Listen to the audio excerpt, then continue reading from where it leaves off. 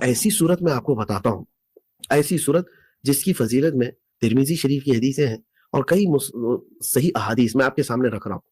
اللہ کے حبیب صلی اللہ تعالیٰ علیہ وسلم فرماتے ہیں کہ میں تمہیں ایک ایسی صورت نہ بتاؤں جو 30 آیتوں والی ہے، اور وہ ایسی صورت ہے کہ یہ اپنے قاری کو اس وقت تک چھوڑتی نہیں جب تک جنت میں داخل نہ کرا دے۔ اللہ سبحان اللہ سبحان اللہ، رب تبارک و تعالیٰ سے بحث کرنے لگتی ہے، اللہ اکبر اللہ اکبر۔ وہ اپنے تالی کو اپنے قاری کو اس وقت تک نہیں چھوڑتی کہ جب تک وہ جنت میں نہ چلا جائے۔ کیا بات ہے حضور، تو پوچھا یہ کون سی صورت ہے؟ سننا چاہیں گے؟ جی حضرت جلدی ظاہر سی بات ہے کہ سارے لوگ سننا چاہیں، جلدی جاننا چاہ رہے ہیں سورۃ الملک جس کو ہم تبارک کہتے ہیں، ماشاء اللہ، تبارک الذی بیدہ الملک وہو علی کل شیء قدیر۔ اس کی فضیلتیں تو اتنی ہیں حافظ صاحب کہ ایک صحابی نے ایک قبر پر اپنا خیمہ لگا لیا۔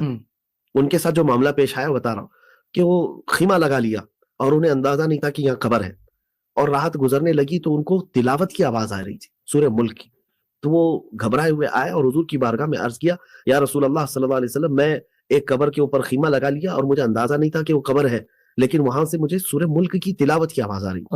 اللہ کے حبیب صلی اللہ تعالیٰ علیہ وسلم نے فرمایا کہ ہاں یقیناً سورہ ملک قبر کے عذاب سے بچا لیتی۔ سبحان اللہ سبحان اللہ۔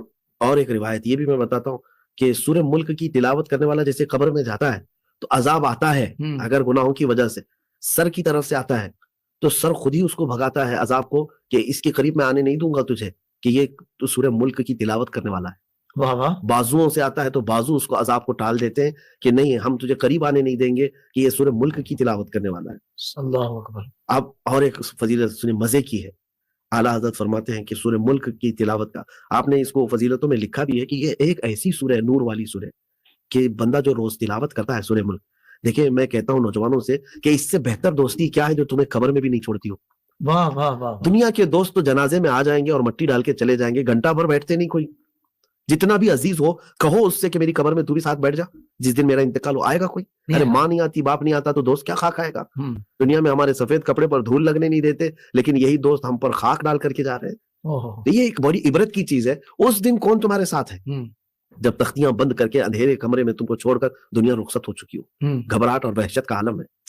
فرماتے ہیں کہ جو سورہ ملک کی تلاوت کرنے والا بندہ قبر میں جاتا ہے تو جیسی وہ قبر میں پہنچا یہ رب کی بارگاہ میں، رب تبارک و تعالیٰ کی بارگاہ میں جاتی ہے اور پھر یہ بحث شروع کرتی ہے کہ مولا اس کو قبر میں عذاب نہ دینا، وہ روز مجھے تلاوت کرتا تھا۔